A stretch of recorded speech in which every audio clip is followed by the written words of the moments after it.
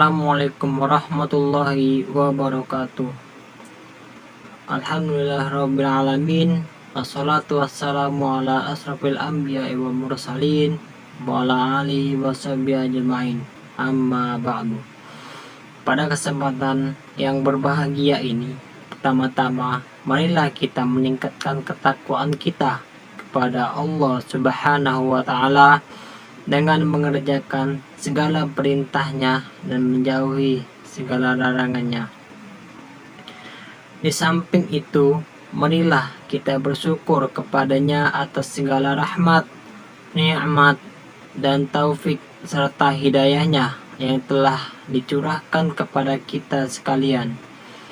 Sehingga pada kesempatan kali ini kita bisa berkumpul dan menghadiri acara ini untuk memperingati tahun baru Hijriah, atau lebih tepatnya memperingati 1 Muharram 1443 Hijriah.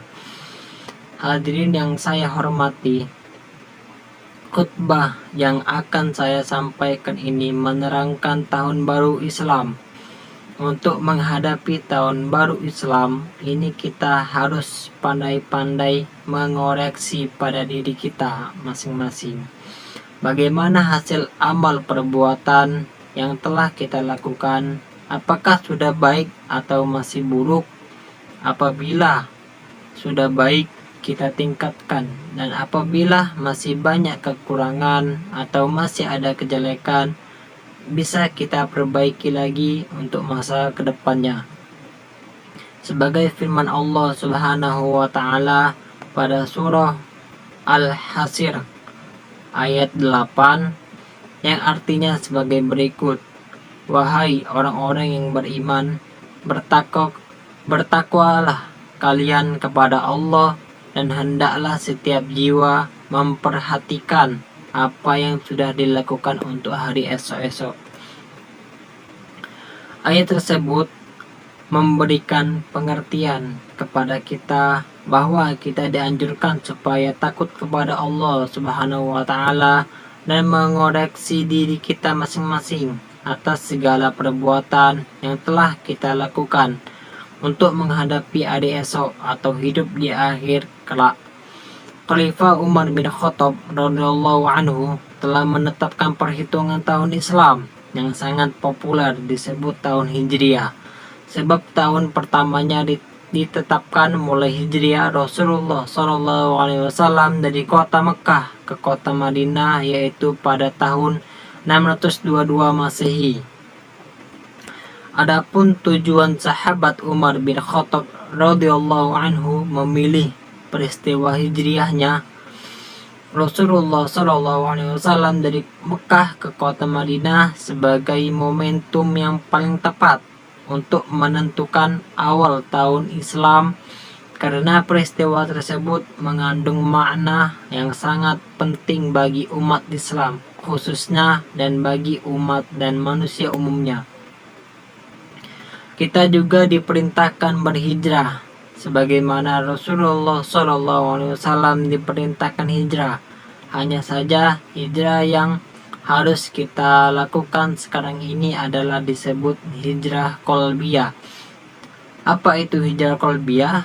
Yaitu berusaha memperbaiki dan meningkatkan kualitas diri, berusaha supaya masa depan kita lebih baik dari masa yang lalu.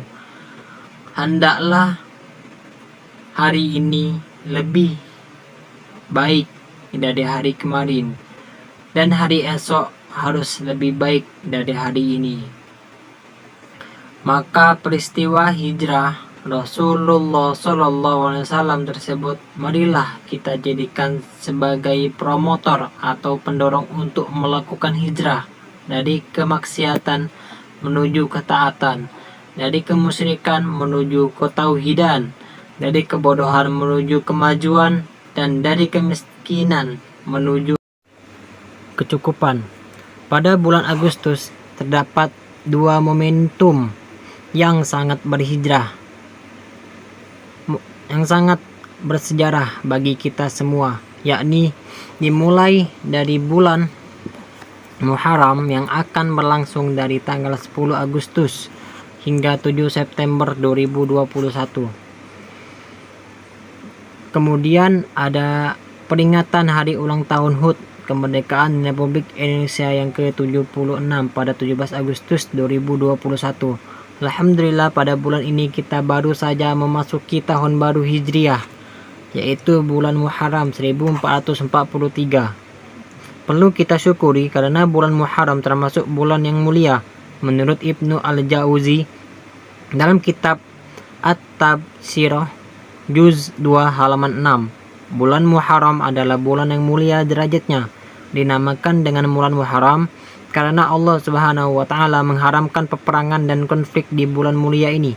Selain itu, bulan ini juga termasuk salah satu dari bulan-bulan yang mulia, yaitu Muharram, Zulhijjah, Zulqaidah, dan Rajab. Sebagaimana firman Allah dalam surah At-Taubah ayat 36 sebagai berikut. Sesungguhnya bilangan bulan pada sisi Allah adalah 12 bulan dalam ketetapan Allah di waktu Lauhul Mahfuz. Dia menciptakan langit dan bumi, di antaranya 4 bulan Muharram. Quran surah At-Taubah ayat 36. Hadirin rahimakumullah, bulan Muharram adalah momen terbaik untuk meningkatkan kebaikan dan ketakwaan kepada Allah. Di bulan Muharram ini terdapat hari yang istimewa, yaitu hari Asyura. Di hari tersebut umat Islam disunnahkan untuk berpuasa. Imam An-Nawawi dan dalam Syarah Sahih Muslim juz 8 halaman 9 menjelaskan sebuah hadis sahih riwayat Imam Muslim dari Ibnu Abbas radhiyallahu anhu. Beliau berkata, Rasulullah SAW hadir di kota Madinah. Kemudian beliau menjumpai orang Yahudi berpuasa di bulan Asyura. Kemudian mereka ditanya tentang puasa tersebut. Mereka menjawab, hari ini adalah hari di mana Allah memberikan kemenangan kepada Nabi Musa alaihissalam dan Bani Israel atas Fir'aun. Maka kami berpuasa untuk menghormati Nabi Musa. Kemudian Nabi bersabda, kami umat Islam lebih utama dengan Nabi Musa dibanding dengan kalian. Kemudian Nabi Muhammad SAW memerintahkan untuk berpuasa di hari Asyura. Demikian juga banyak sekali nikmat yang Allah berikan. Salah satu di antaranya adalah nikmat kemerdekaan. Betapa dengan kemerdekaan kita bisa lebih maju, kita bisa melakukan apapun untuk peningkatan kualitas sarana dan prasarana ibadah kita. Dengan modal kemerdekaan ini kita bisa menjunjung tinggi harkat kemanusiaan. Dengan hakikat kemerdekaan juga kita bisa menjunjung tinggi pendidikan. Maka tanggal 17 Agustus merupakan hari yang sangat bersejarah bagi bangsa Indonesia. Pada hari tersebut, segenap komponen bangsa merayakan kemenangan dan kemerdekaan setelah sekian ratus lamanya hidup di bawah bayang-bayang intimidasi dan kezaliman para penjajah. Sangat wajar jika kemenangan ini disebut dengan luapan kegembiraan yang gagap gempita, seraya mengumandangkan kalimat tahmid, memuji dan mensyukuri karunia Allah yang terbesar bagi bangsa ini. Bagi umat Islam, anugerah kemerdekaan ini selayaknya dijadikan momentum untuk mengasah rasa syukur kita kepada Allah Subhanahu wa taala, momentum untuk membangun dan menghidupkan rasa syukur kita kepada Allah Subhanahu wa taala dengan tentunya mengkonsumsi dan mendayagunakan semua nikmat tersebut ke arah tujuan pencipta manusia sesuai dengan definisi syukur yang didefinisikan oleh para ulama.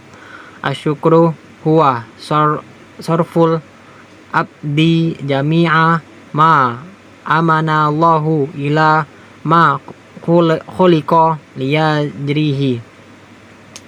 Syukur merupakan segala bentuk aktivitas seorang hamba dalam rangka mendayagunakan semua nikmat ya Allah yang Allah berikan kepadanya menuju tujuan manusia itu diciptakan, yaitu beribadah kepada Allah Subhanahu wa taala. Hadirin yang berbahagia, demikianlah khutbah yang bisa saya sampaikan. Mudah-mudahan khutbah ini disertai hidayah dan ridha Allah, serta kita diberi panjang umur yang bisa kita pergunakan untuk beramal baik.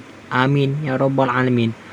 Wassalamualaikum warahmatullahi wabarakatuh.